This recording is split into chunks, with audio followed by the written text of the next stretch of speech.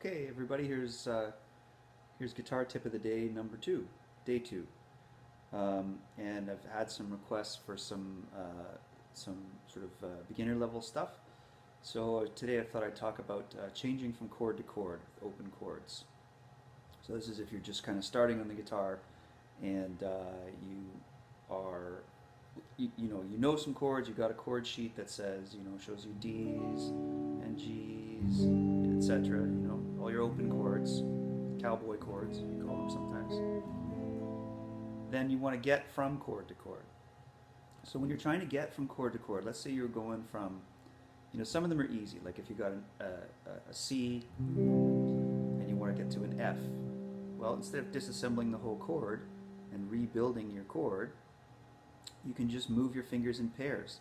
Have a look at your C. Well, for starters, you can say, look, that finger doesn't even have to move, so just leave it there.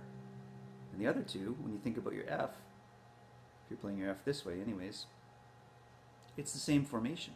It's a little diagonal formation of the two fingers. So rather than disassembling your whole chord and building it all again, think of what can stay, and then think of what shapes are kind of the same. So that's kind of the diagonal shape is kind of the same. I'm going to move it to there, major 7. Yeah. And then let's say you had chords that didn't have a common note in them. So here's my D, for example.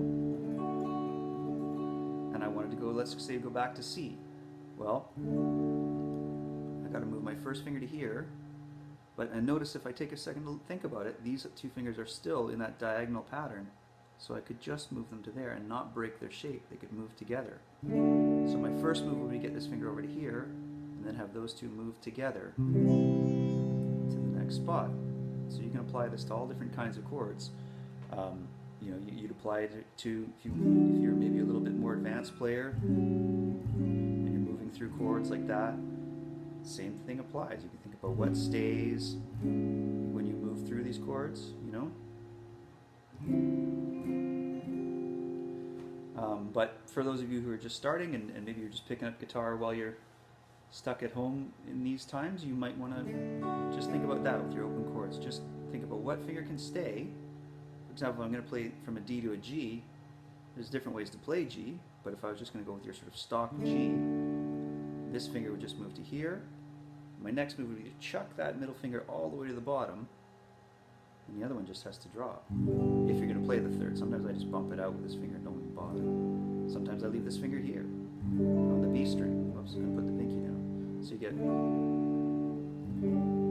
or... Anyways, so if a finger can stay, you leave that finger there and think about what the next chord is going to look like before you go there, so you know whether you have to break up your fingers completely or you can sort of hold the shape of two fingers together. I often say like a little snowbird squadron. They move together as you go through this. So all three of those chords, what did I play? An F to a C to a D, these two fingers maintain the same shape. So try that out. Hope it's helpful. See you, everyone.